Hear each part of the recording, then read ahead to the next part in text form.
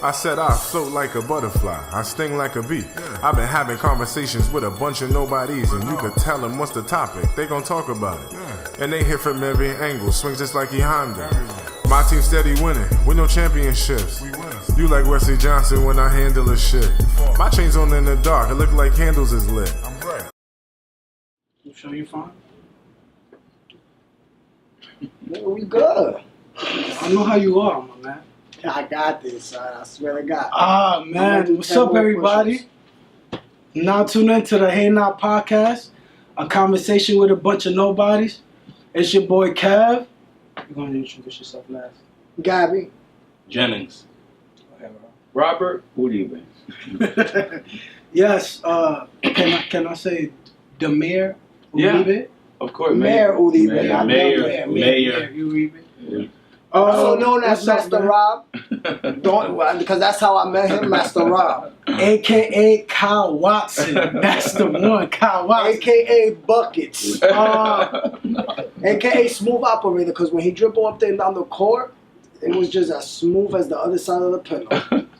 A.K.A. Omar Cook. Oh. Ooh, I brought it back with that one. So now, man, we back. We gonna talk about a few things, and then we gonna get into a special person and some politics.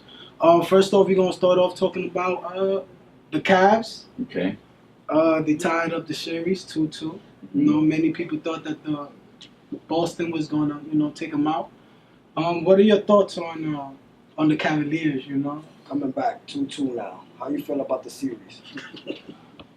I think that it's still an undecisive series, despite the fact that LeBron obviously had an incredible performance.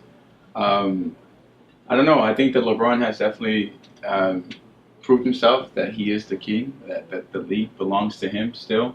I don't think that he needs to pass the torch yet. It's his league. But I don't know. It's a good series. I like it.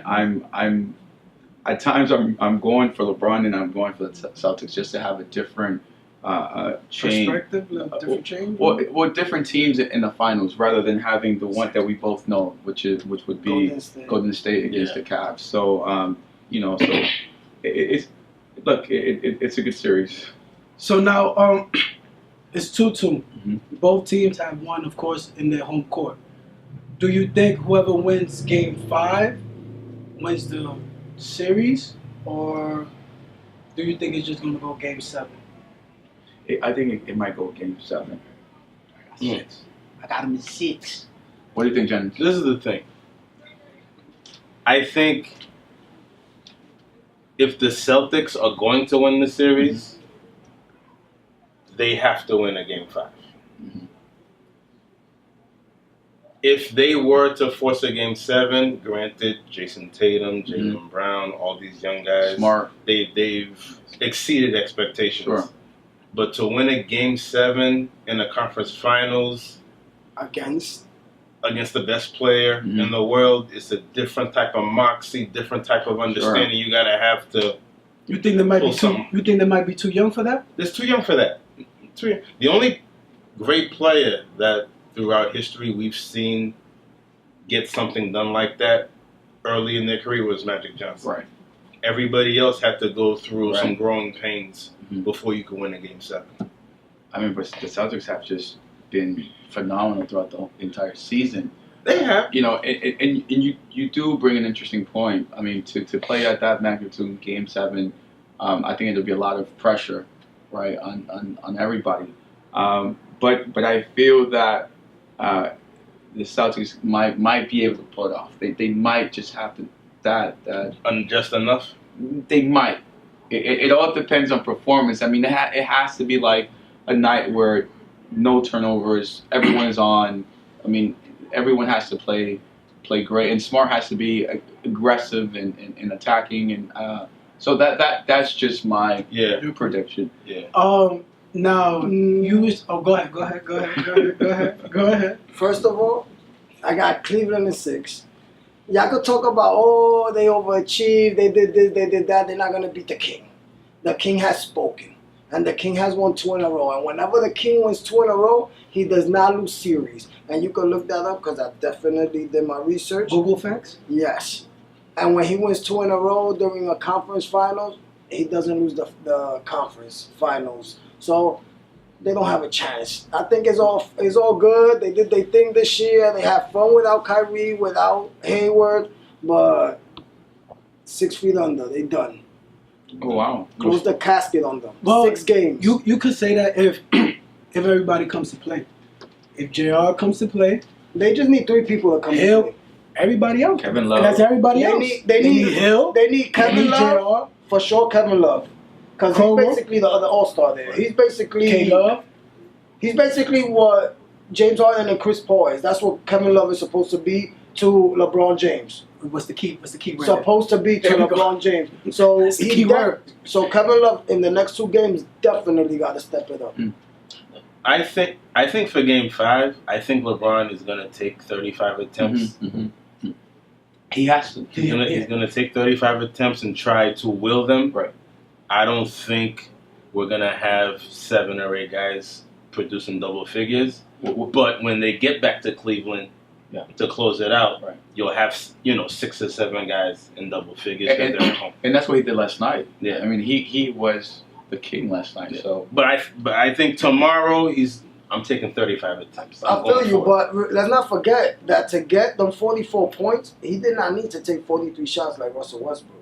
So Oh, no, he he's doesn't only need to been take a sufficient. lot. He doesn't No, need he's to been take sufficient. 36 shots. that's like a total separate argument. No, I know, but I'm saying that he don't need to take 36 shots to Right. win the game. And I don't think that tomorrow he has to take 36 shots to win the game. What if the other guys don't help? I think He has to be overly aggressive. I think that's That's what it. Jameson said. Right. He's trying But I to don't say think he has got to be overly score. I aggressive. don't think he got to score 40 points tomorrow. Hmm. If everybody do what they got to do, and 2 people, Kevin Love and J.R. Smith, score at least 15, I think they got it. JR. I believe in JR, man. I like J.R. man. He be in Dyckman all day. You know, I gotta show love. And he think he Dominican, so I gotta show some kind of JR's love. good in our book, man. I like J.R. He be in the hood. Oh my god. All right, so switching it up. Have you been watching the Golden State and Houston Rockets series? I have. I know back in the day you used to like Chris Paul. I don't know how you feel about him. I don't Chris know if it's Paul is changed. like no. I think the league has changed. I mean, Chris Paul still has vintage moves. It works though, huh? They work, but I don't think it's going to get him to where he wants to be, which is the finals. I think that he needs. I mean, he's a great player, but it's like me. Like I don't know. I don't think that they have what it takes to move on to the next fight, to the finals. They actually just lost. It was when they played 2 days ago. It was They lost by 41 caught a points. 40. 126 to 85. I'm not sure. Yeah, so they got blown out. So now they play tonight at Golden State. Hmm. So do you think they get a job? You No. think they get the job done? You think they get a win? Unfortunately, I had wishful thinking for them as well, but I was having hope, but I don't they're just Golden State's so much of a powerhouse. I mean, you have too many weapons. Although I saw that Iguodala is down, so Yeah, he's questionable for today's game. Yeah, they don't know if he might. and that can be, but still you have a lot of weapons on the bench. No, but I think James Harden and Chris Paul can't. All right. They can't. There's so many forces on the opposite side for them to really move on to the finals. That's just my opinion on that. So not even if PJ Tucker gets it going, Trevor Ariza. If they play like they did in game 2, they're going to win the game. This is the thing about Golden State, and if I was someone who lived on the West Coast and paying attention to the Western Conference, Right. you have 4 Hall of Famers playing together in their prime.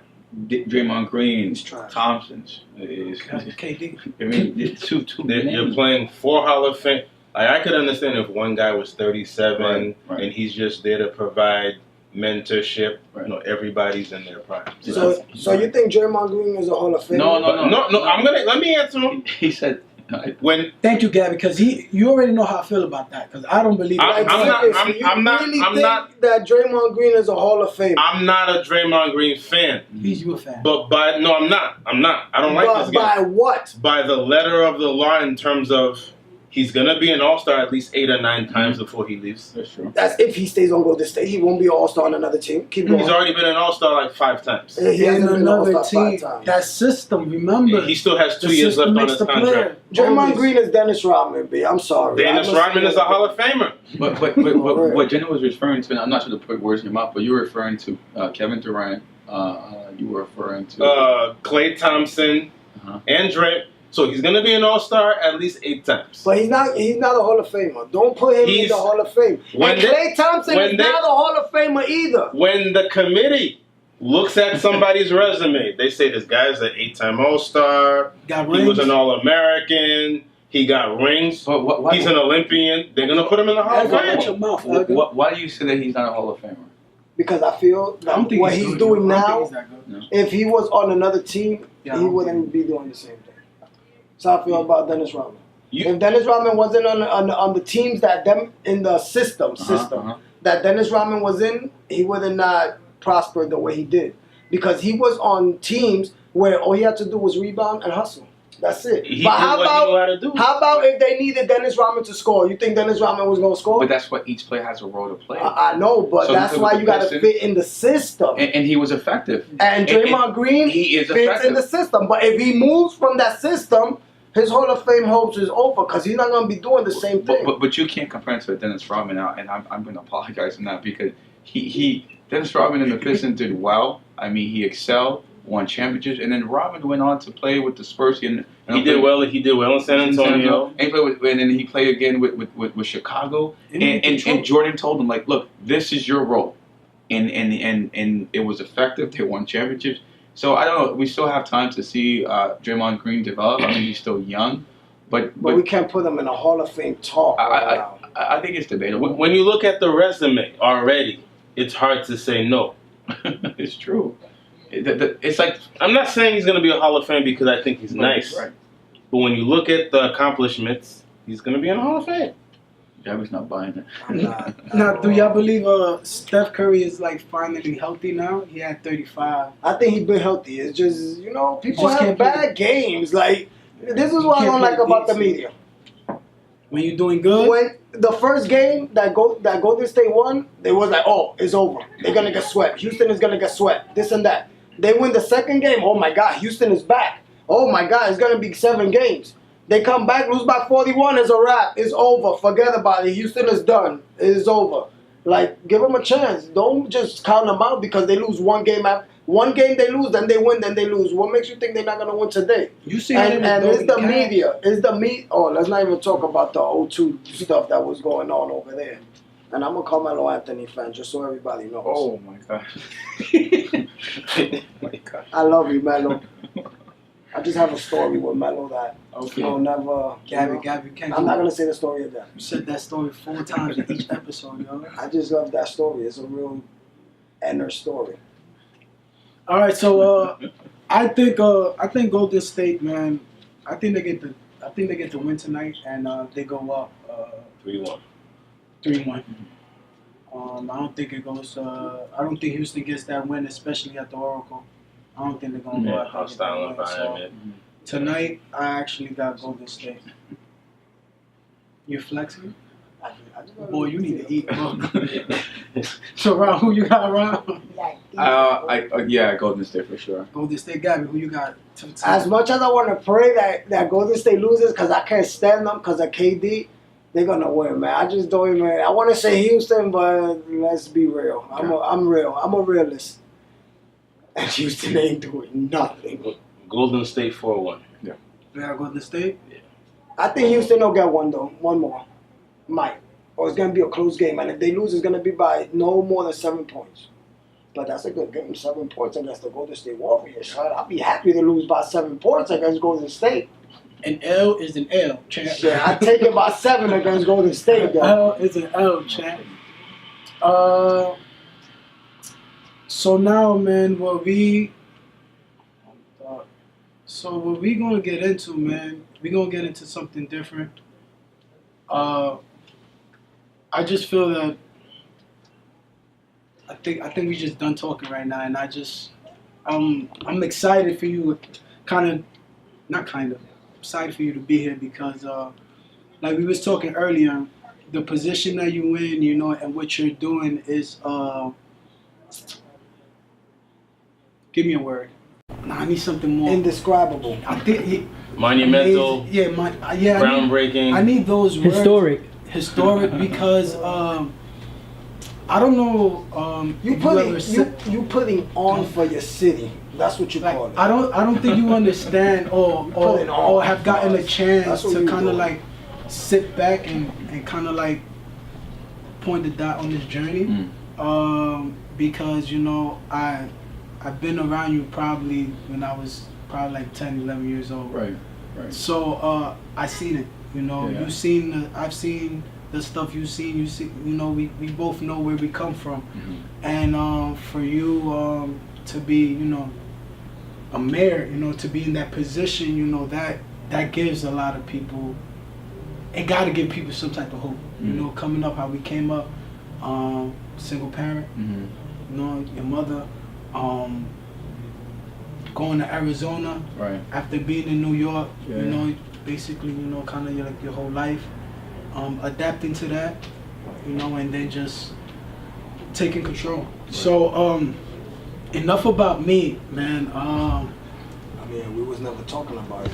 Well, you know, I was warming it up, so I mean, you know, I couldn't just throw it out there. You know, I had to really. This is a little. I might get a little emotional. That's what you got. I got a story with Rob too when I went in the championship game. But in Gabby is juniors. like brutal. You know how he. That's Gabby. So go ahead, man.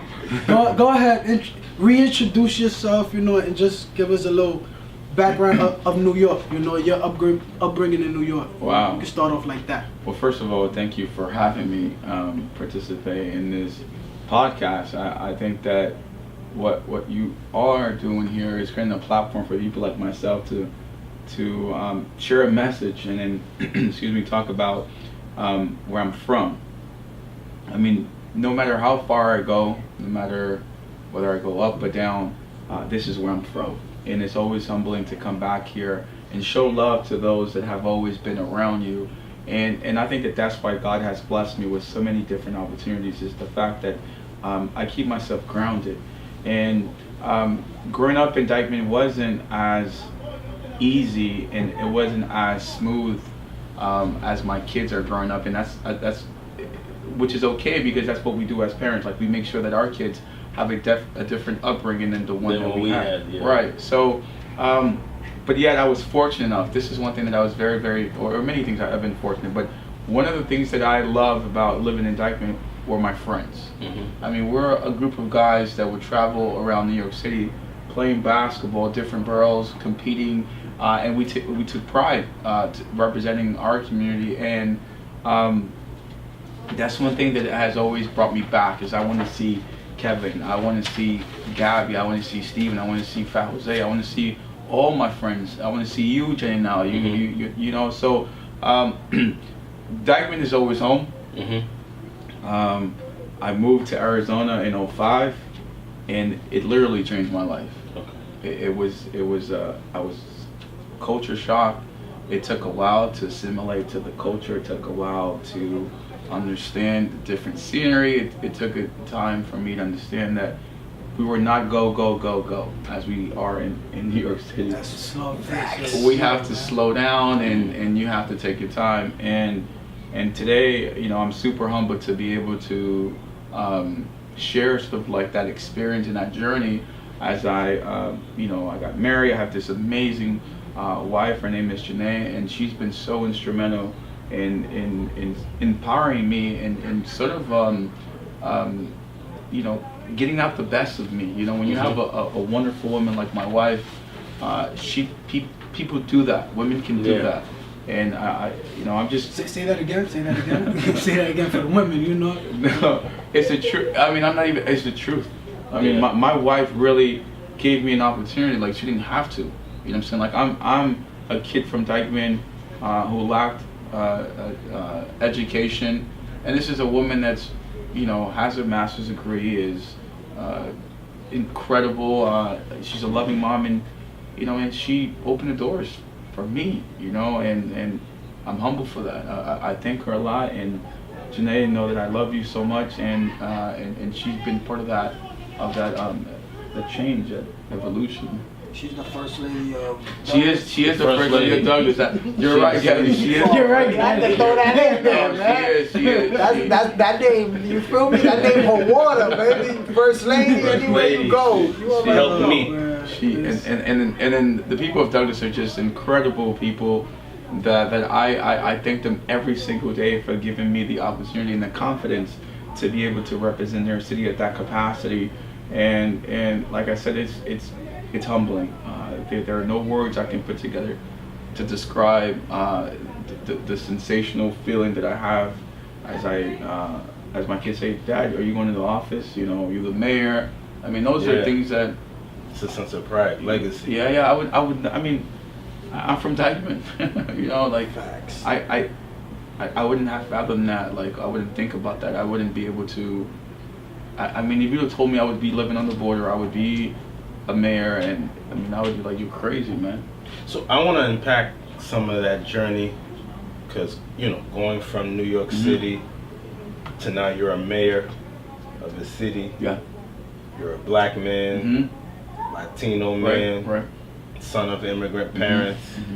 So what were the steps between, and you don't have to go to every bullet point, but what were the steps between leaving Dyckman and then now you're a mayor? Sure. I think that for me, what I had to do was understand the culture, right? The culture of Douglas, Arizona. And also Arizona as a whole. Okay. Because they're two different states. So if you try to bring like this to New York, New York to Arizona, you're gonna have a tough time. You're not gonna be able to really enjoy what's around you because you're so focused on like what you don't have in front of you. Yeah. Right. So like you have to have an open mind and an open heart. Okay. It's easy to say because I struggle doing that. So it took me a while to assimilate. So, but again, I met this great girl, and that was part of the transition too. And when we opened a coffee shop back in 2012 in Douglas, you beat me to it, but go ahead. This is good. So I use that platform to listen rather than doing the talking. Okay. So the coffee shop served as a purpose. And it was very instrumental. Because I was able to listen to what people wanted their community to look like. So, we sometimes do a lot of talking. Well, you gotta understand and listen. And we have to listen sometimes. So I had some good listening skills. I was applying them, and So in between holding a public office, you ran what was the name of your coffee shop? Galliano's Cafe. Galliano's Cafe. Okay. Going back to what you were saying, so do you feel that because you was in the shop and you was interacting with those people, you was able to listen to their concerns and what they wanted, how they wanted the community to look like, do you feel that kind of gave you that little advantage because you knew what the community wanted in a sense? Yeah, I think it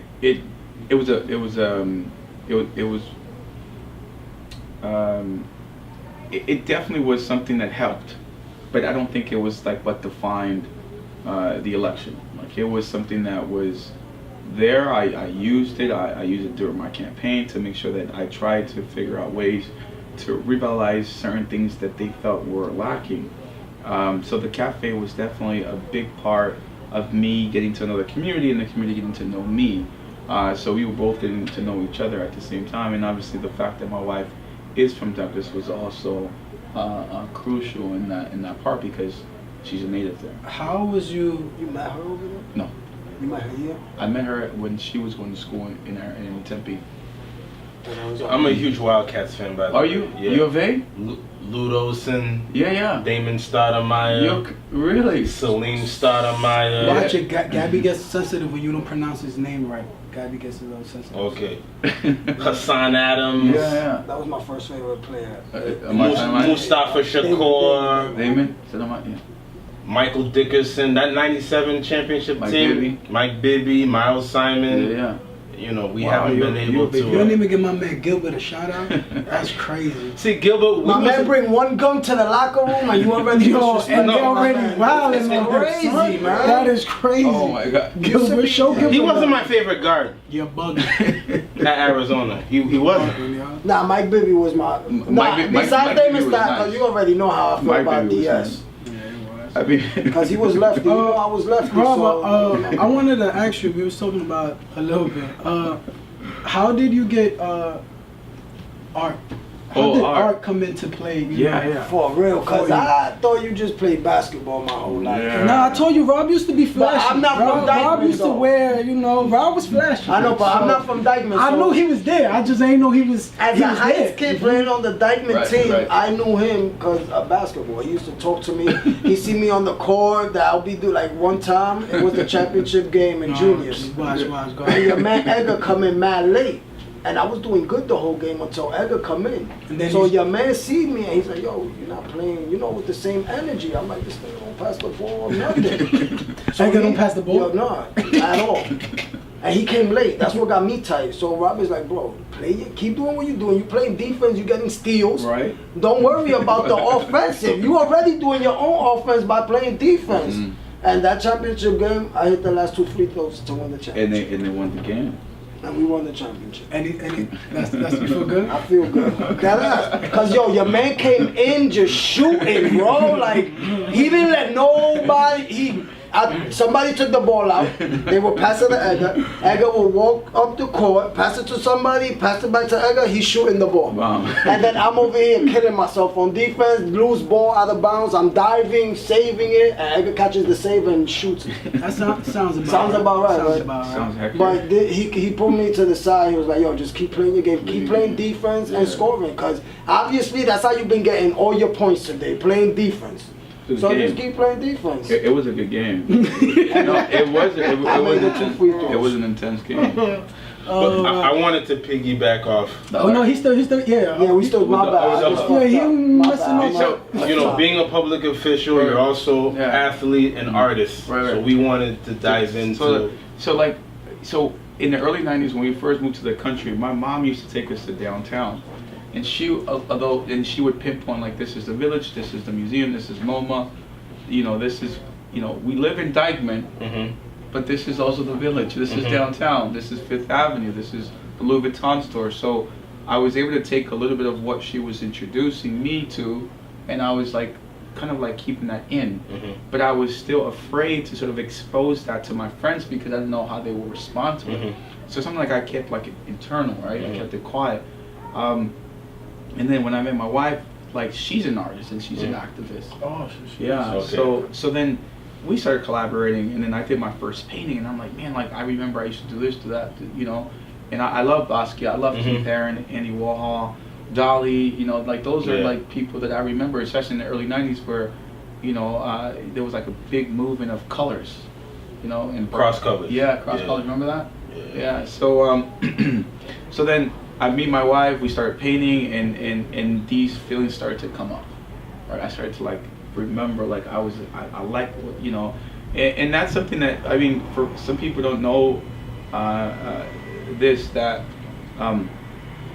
I was afraid to show that. Why? Because of the ramifications of because of being judged, because of I understand. oh, he's weird, and sometimes people don't know that like the reason why some people call others names is because they don't understand the vision. They don't understand. Well, they don't understand themselves either. Yeah, I don't want to. No, it's true, but like true. they don't understand like what you're good at, and you're trying to develop that. And I wish if I can go back, I wish I would have been a little bit more like I wish I would have balanced out basketball and art at the same time, because art is amazing. That being said, I could imagine you would want to see more art education programs in schools. I love that. I mean, you feel free. I mean, when I'm painting, my kid, like Harper, a little while ago, my wife showed me a video of Harper. We have an easel and she's painting, right? So she's expressing herself through colors, right? And that's part of and it's part of education. Art is education. So yeah, there should be funds there should be funding for art classes. I know in Arizona, we have a really good relationship with an organization, and we collaborate a lot on the border, and we do a lot of art installation on both sides of the fence, in the U.S. and in the Mexico border. That's amazing.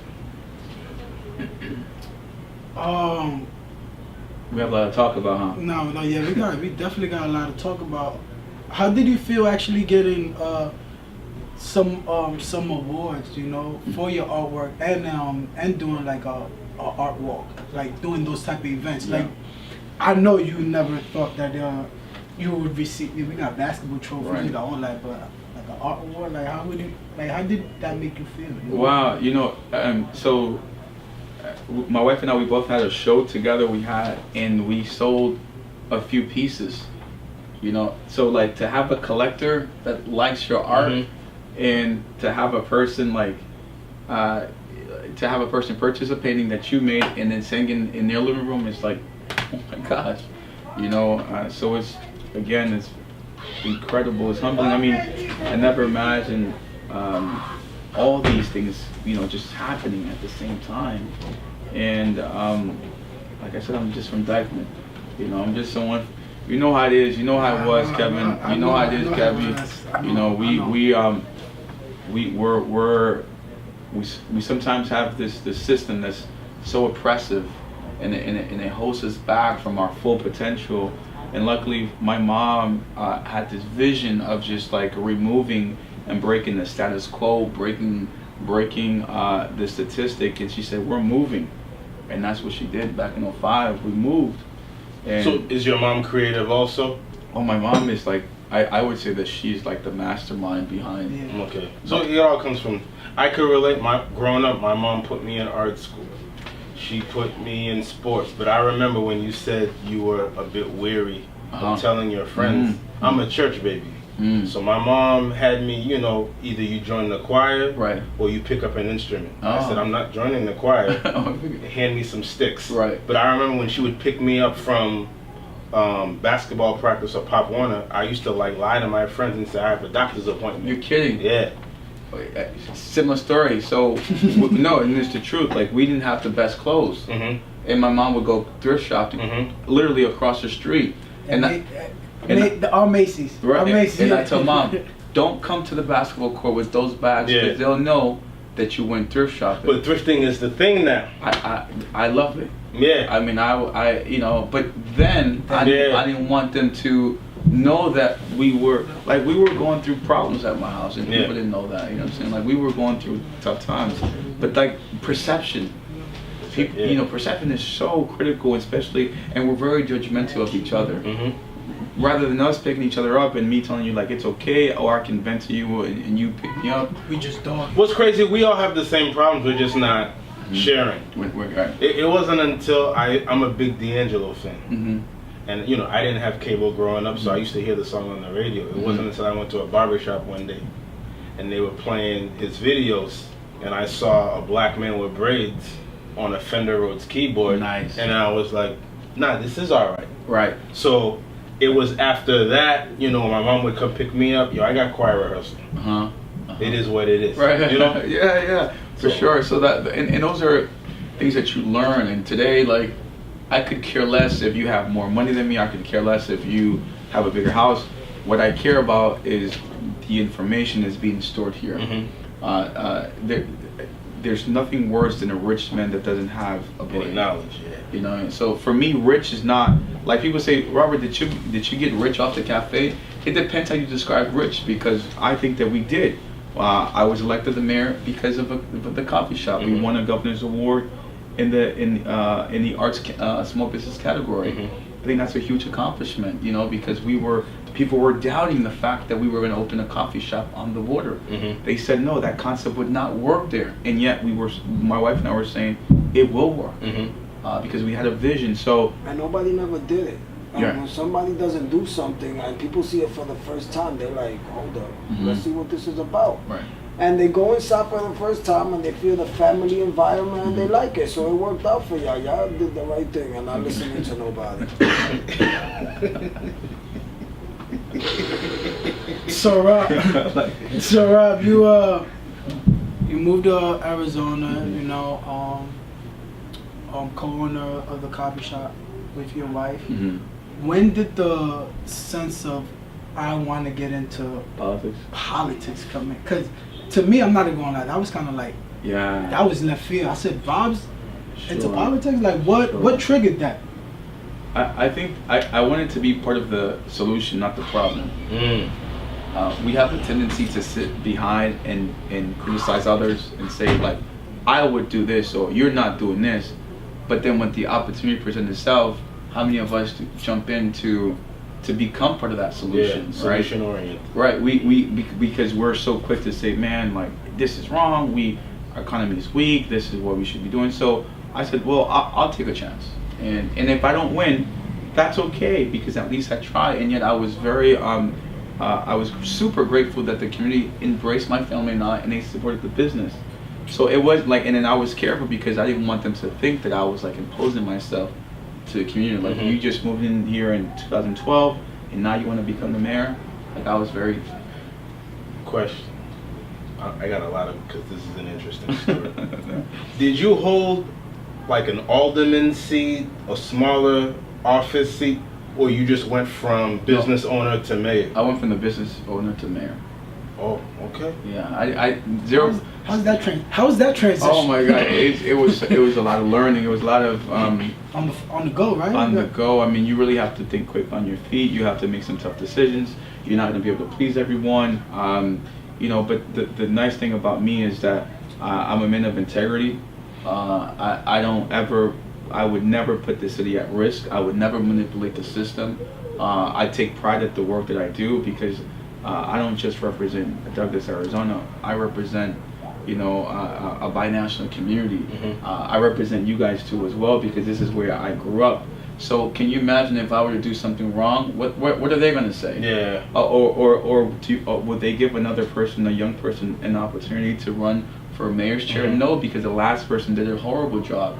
You know, so those are things that when you take on a job, make sure that you're going to do the job. Yeah. And you're going to do it with pride, with integrity. So I'm super proud to be representing some amazing people in Douglas, Arizona that embraced me, that gave me an opportunity, that voted for me, that took a risk on someone. And you're the youngest. I'm the youngest ever in that community and currently the youngest in the state.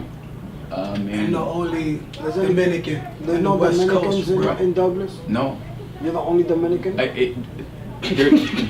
They're like 4 doctors that live outside of, like they work in Douglas, but they live outside. They're Dominican. Yeah.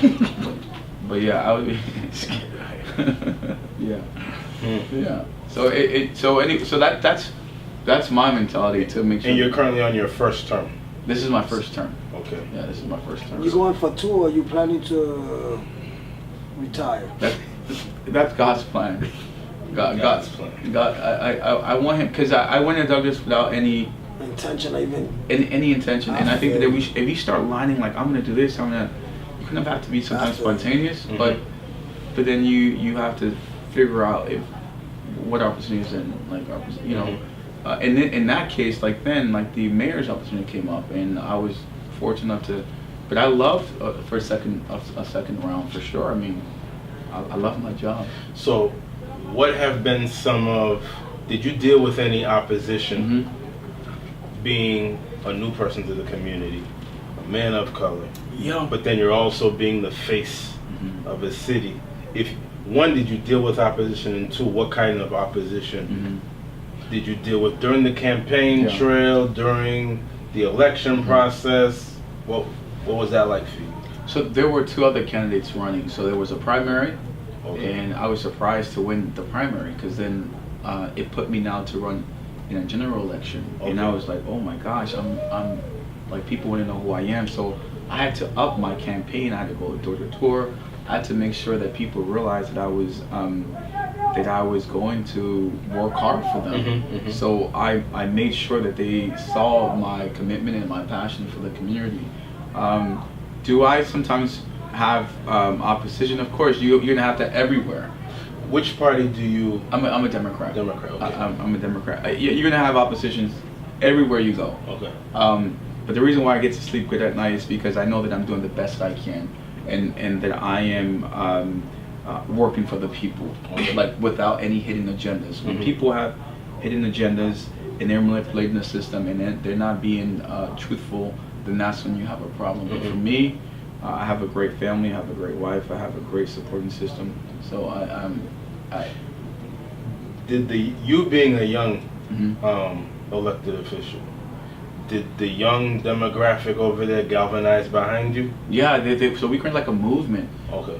Because they're the future of that community, and you know, I'm working so hard to build the economy there. Like that's why I'm trying to go out and network and make sure that people realize that Douglas, Arizona is open for business. I mean, you guys didn't know about Douglas, Arizona.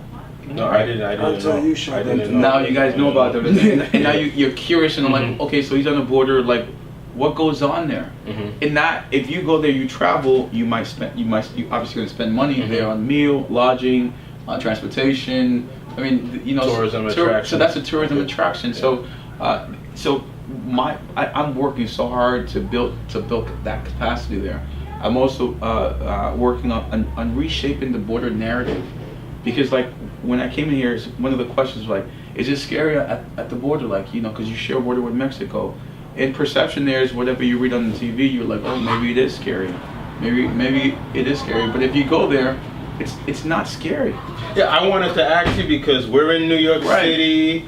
You know, I'm hearing, you know, with the whole DACA Act, you know, people are stopping civilians, asking them for identification. You're there, you know, what's going on? Yeah. So, you know, with the whole DACA situation, I'm really hoping and wishing that Congress comes together to take action, appropriate action, and provide citizenship to the DACA recipients, because it's not their fault that they're in a country. It was their parents brought them here. It's like a 6-year-old or you know, a child like that, a 6-year-old coming into the country forcefully. He has no choice, or she doesn't have any choice, because she's being brought here. He's being brought here by their parents. You know, so why should we punish them when they're the ones that you know didn't make that decision? So it's a complex issue. It's a very complex issue that requires both parties to work together in coming with a plan. So Rob, let's get into some of the changes that you want to bring to the community of Douglas. Well, in Douglas, I want to bring more jobs, you know, and I want to also continue to work with the schools to improve education. I also want to help revitalize their downtown. They have a robust, rich downtown with lots of history. I just want to revitalize the downtown. Yeah, go. And I have a great council, you know. With the support of the council, that's how we're basically able to do a lot of the work. So we have a really good council.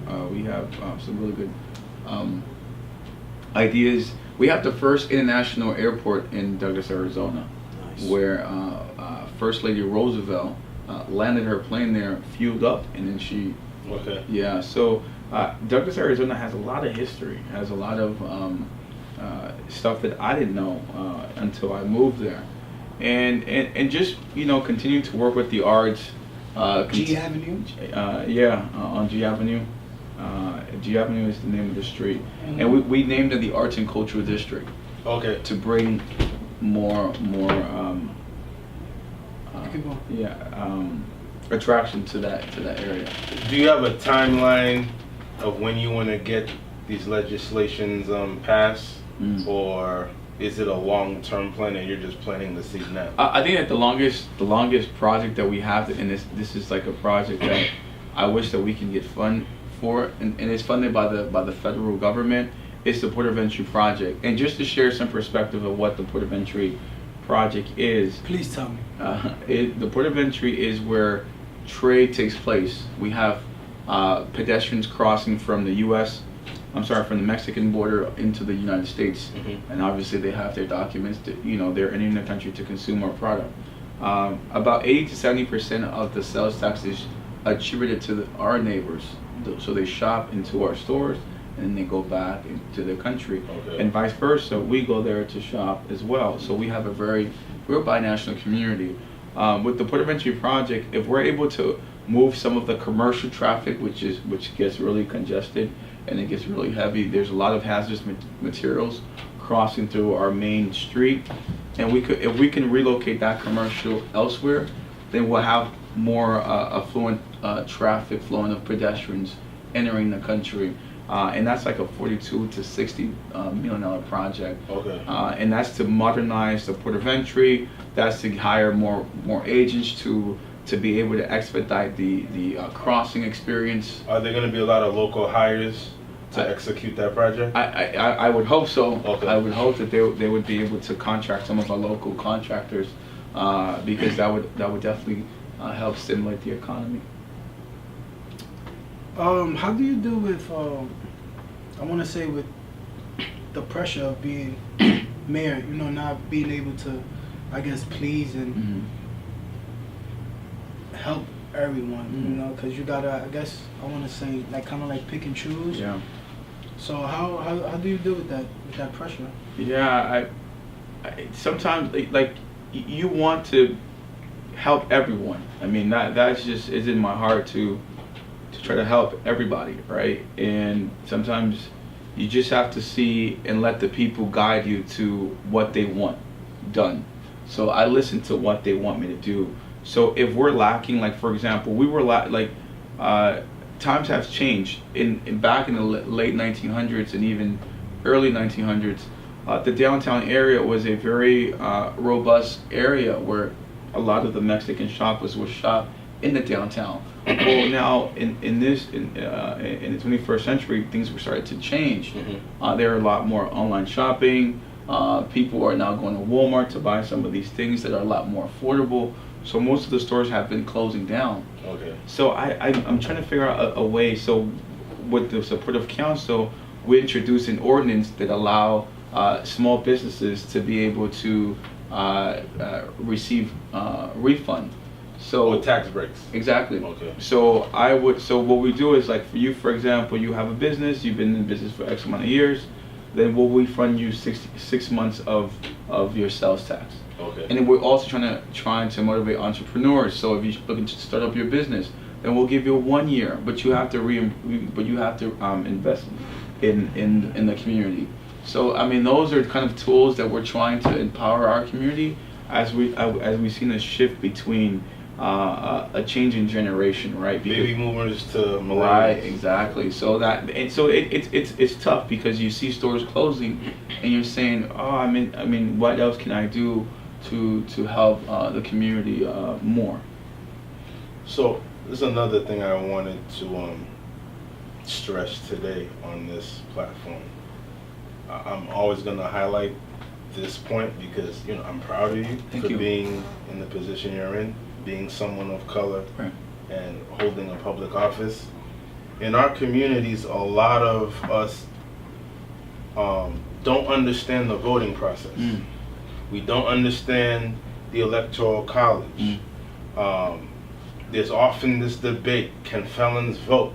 Can they not vote? Maybe it depends on where you live. I mean, I'm not sure if I even know. But you being a public official, can you share some insight on just some of the basic principles of what it takes to vote so we can voice our opinion at the polls? I think the most important thing is that if those that are registered to vote and haven't registered to vote, register now. What is that process? It's very simple. It's going on in the internet, and even at the post office. I know back in the days when I lived here, that's how I was able to. Remember when we worked at the youth? Now they got people walking around the streets. You can register to vote. I mean, it's crazy. It's a simple process, but that's one of the most important rights that other countries don't have, and we downplay it. I mean, the fact that we can vote, the fact that we can put the person that we want in the political office is important, and we must exercise that right. Two, I think that the local elections are one of the most important elections because they pertain to your city, they pertain to your county, they pertain to your state, whether it is local, county, or state, right? State governor or county supervisor or a mayor. and people convicted, they also have the right to vote, and they can also talk to their parole officer and say, look, I want to know when can I vote. What's the process like? I mean, these are things. So that's nationwide. There's provisions for felons to vote. From where I saw, and I had a friend that said the same thing to me, and like how, and I just referred him back to his parole officer, and he said, "Oh, you're right. I'm able to vote," and he was excited because he thought that he couldn't vote. You know what I mean? So I refer him back to his and this is like 4 or 5 years ago. You know, when no, I take it back. This is when Obama was running for office against Senator McCain. Okay. And he asked me, he was, you know, can I vote? And I said, check with your parole officer. And anyway, so now with the electoral process, depending on the size of the state, that's how many points there are in getting elected. Like when President Trump was elected, although Hillary had she had the popular vote. The popular vote, but that's, you know, we have you know, X amount of people living within the country, but the way that the founding fathers designed the electoral vote is because we won't have populists in the office. So there would be a democratic process, and that's what we have in place. So so each state has a number, right? I can't remember. I think that California has the if you could win California, Texas, right, Florida, New York, Ohio, you pretty much can win the election. But you also have to make sure that you have a good, you know, a strong platform. You have to know your subject. You have to know why you're doing it. Like, I'm not doing this for political gains. I'm really doing it just to make a difference. I'm doing this to come back here and tell my friends that they can do it, right? That they can, you know, like Kevin, you all here using this platform to motivate others. Like that's what we should be doing. Can you imagine if all of us are in that same page, rather than spending our money elsewhere or not supporting who we're supposed to be supporting? I mean, you know, it's one of the things that I find that is heartbreaking, and I see it, is that times are changing and some of us are not realizing that. That we're being sort of like pushed away, and we're so complacent, right? Because that's what we sometimes do. We are like, okay, things are changing, we got to get with the program, but you have a right, you know, and we ought to find that right so we can fight for it, and we should be holding our elected officials accountable. Exactly. Do you think? You see what I mean, Sean? Well, but I'm actually, this shit is crazy, Sean. Steve is here. He's Shout out to No Fear. I want to know, like, did the transition, like, was it easier knowing that, you know, they speak Spanish, I can relate to them easier, I can talk to them, I've been through basically what they've been through, my parents been through what most of their parents been through, like, was it easier to just adapt to the whole, like, new life? Because I'm sure being in the city and going to Douglas is two totally different environments. It's quiet. It's quiet, so quiet. So let me just kind of like share. So when we moved to Arizona, we lived in Chandler. How far is that from Tucson? That's like an hour and 15 minutes. Okay, so like we lived in Chandler, and Chandler is like 15 to 20 minutes to Phoenix. So we were like close to the area. You know, it's a populated area. Then I moved to and the reason why I'm breaking this down is so you know that I didn't just like from here. I ended up going straight to Douglas. I got to Douglas. Moved around a little. Yeah, I moved around. So I got to Douglas in 2012, and I was like, wow, this is not what I thought. You know, I thought that this would be like, you know, scarier. I thought that there would be more crime. But if you think about it, like this is why I go back and then I'll answer your question about the food, because I love the Mexican food and I love carne asada and you know, so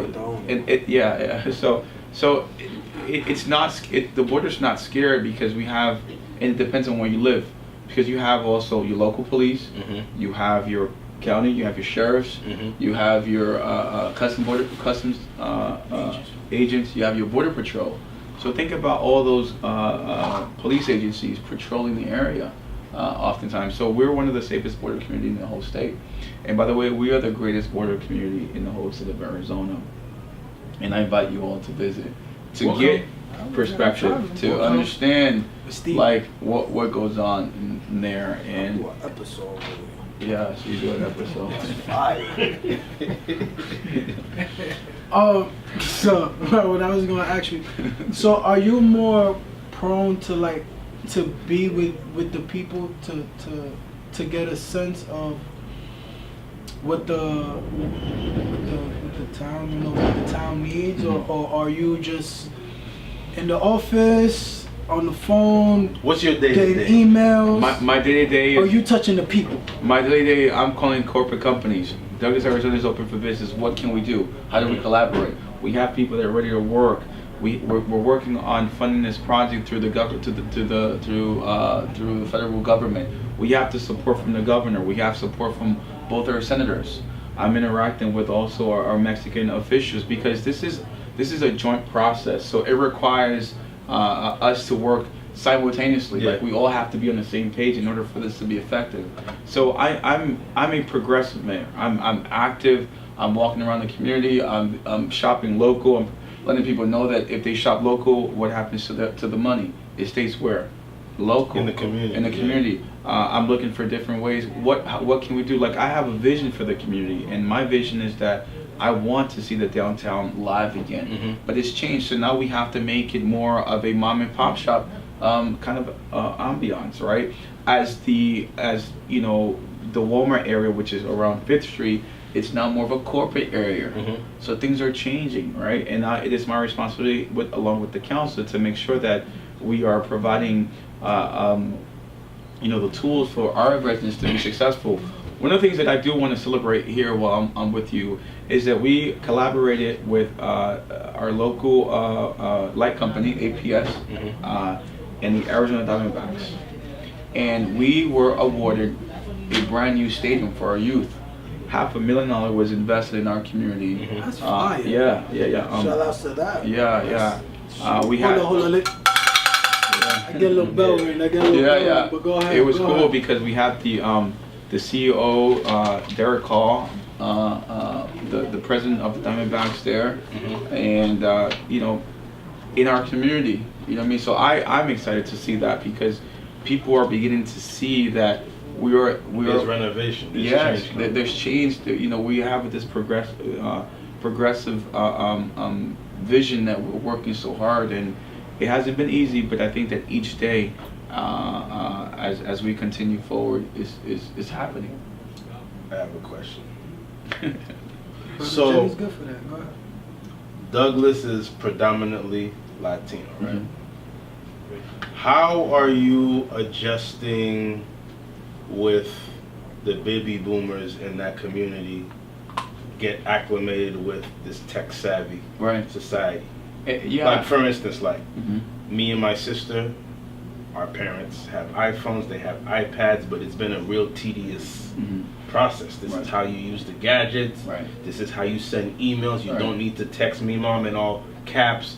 What is that Yeah. transition like for the community of the people? My father still got a flip phone.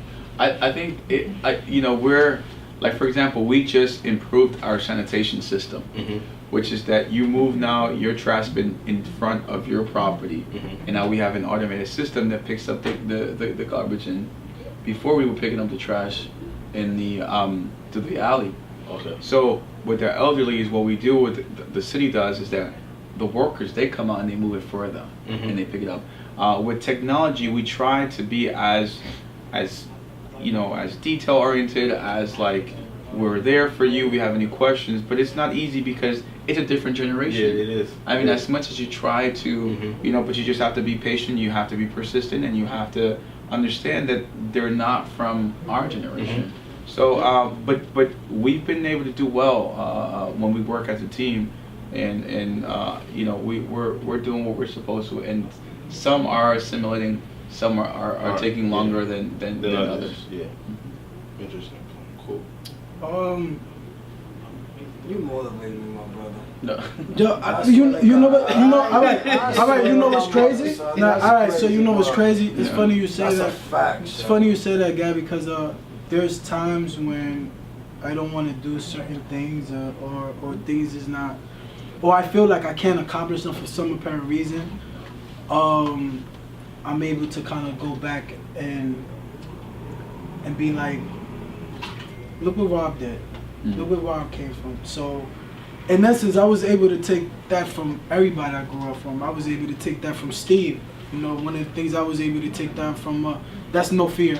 No matter what, no matter what you're going through, is that you just gotta laugh. Right. You feel me? No matter hard, you know how hard shit gets, you just laugh and smile. So, I was able to get, you know, stuff from people that I grew up with, you know, that I still hold on to, and you're like, it's just, like I said from before, that it's just motivating, you know, coming from where we come from, you know, not having a proper education, not really having the best examples, you know, like, we really didn't have that, so it was kind of like trial and error in a situation, you know, and to see where you at right now, that's dope, man. I was trying to figure out some words, but no, it's okay. To me, you know, I just think that's dope, and it's refreshing, and it tells people that no matter what, that you can really, whatever you set out for, you know, you can't do, you know, no matter what your circumstance is, you know? Right. So I think I just commend you, man, and like I said, I appreciate you taking the time out to come here from your busy schedule. For the simple fact that I just feel that your story eventually could help somebody out. So Thank you. I'm thankful. I'm grateful, man. I haven't seen you in about 3-4 years. I want to say. So I'm just glad, man, that you was able to come by and just kick it with us. You know, bring Steve, cause you know Steve below. Steve will be low. Yo, we want to bring Steve on. Come on, Steve. I want to show. Yes, so everybody got to show Everybody gotta see who Steve Everybody is. gotta know my who brother. Steve is. He's my guy. don't block the man. Big shout out to Kenny Stevens. You know what? I was gonna say that too. Oh, you see? I'm here for Yo, you, and matter of fact, brother. get right here. Yeah, Rob. I love I'm a chill out, Rob. Yeah, because this man that we gonna talk about, Ken Stevens, man.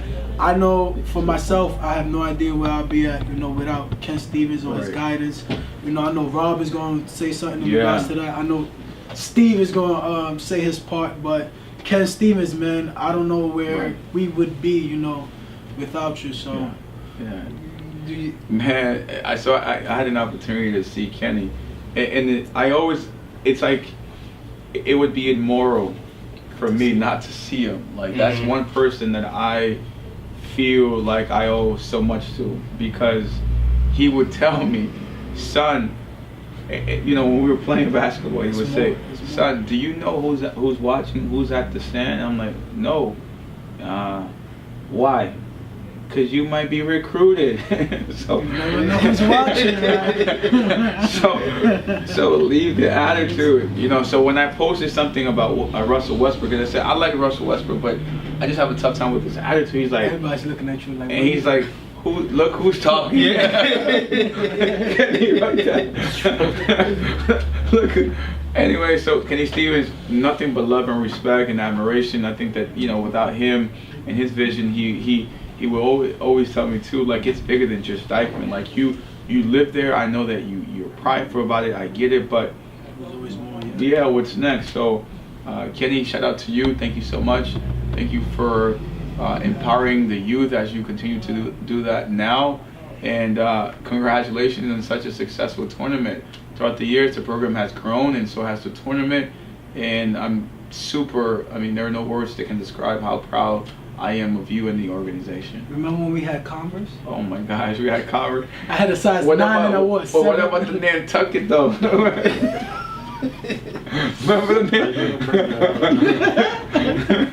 the Oh wait, hold on. But- Steve gotta but, say like something. you said, how successful it is. It went through so much. It went through so much. You know, we're laughing here, but I'm camera shy, as you all guys know, right? But I'm here, and I would like to mention. Yeah, I'm looking at your live, trying to get some likes. But this guy, man, he was a big troublemaker. I'm gonna be real about it. To all the kids, anybody watching this is a lot of motivation right here. Any of you kids out there, anybody out here, can do anything and accomplish anything. My friend, man, my brother, so is Kevin. But it was a big transition. This would not happen the way we was coming up. They all started with them little ass shorts, man. There's a live over here. There's too many lives. Yo, but it's facts Thanks though. for having me. Rob was the first one with the above the I knee never shorts. seen Oh yeah, he nobody started with that above trend the too. shorts Yeah, in my a lot life. of Off the skinny knee. jean stuff. Yeah, And we were still wearing Trendsetter. full And you know what's crazy, bro? chilling. Because of you, yo. That's what the Girls, when they like, alright, so when girls like, Easy. hold on, no, hold on, not like that. So remember how you had us, like, we all Yo, shaved but our legs, yo? Yo, Kendall, chill out, Remember man. that? My man. What you said? We all, like, you shaved your legs, so we all shaved our legs. I still don't got no hair because of that. We did when we was younger. We was brothers. We was brothers, I got no man. hair because of that. Yo. We was Until brothers. this day, they be asking, be like, nah, back in the day, you know, I just did what my man did. They having a Dyckman moment. Heights and Boston, we on like the side, you feel me? But I'm gonna let them have their Dyckman moment. But Boston and the Heights, we over here, y'all. Boston and the Heights. So that's it, man. yo, don't start that. Yo, we are inclusive. We walk. We're all one. He I always went to tries break school with it all down. of them, though. He always tries to break it The down. highs and the. Nobody cares. Steve came over there. Steven, don't come over I'm here. showing the heights some love, though. You know, showing the heights some love. Colombia's hating. Yo, big shout out to J Road too. I like the suits. Support your people, Yo, man. Colombia was hating right now. Damn, yo. Oh yeah, he's there. Yeah, Colombia was hating. Oh man, you know what it is, man. People want attention. You gotta give it to him. What's up, Colombia? He too tall for attention. But yo, listen, man. Episode 7 of the Hey Now podcast, a conversation with a bunch of nobody, with the one and only Mayor, Master Rob. Thank you, man. Master Rob, Thank you. Omar Cook, Oh my God. my favorite one, Oh. Hal Was Watson. Master Rob before Master Gay. Rob? How is Master? You know how old is Master Rob, I was bro? like 50. He's probably like 60 Bro, years can old. I ask a question and let him answer it without all the extra stuff? Cause Like, we looking at you crazy, yo. I'm saying though, Master Rob was out there before we was in the park, like even out in the but park. he older than us, bro. Master Rob, not he was Master the Rob worst. is older than us. Pop Hater 420. Yeah. Big Dirty. Huh. I said I float like a butterfly, I sting like a bee. I've been having conversations with a bunch of nobodies, and you could tell them what's the topic, they gon' talk about it. And they hit from every angle, swings just like Honda. My team steady winning, with no championships.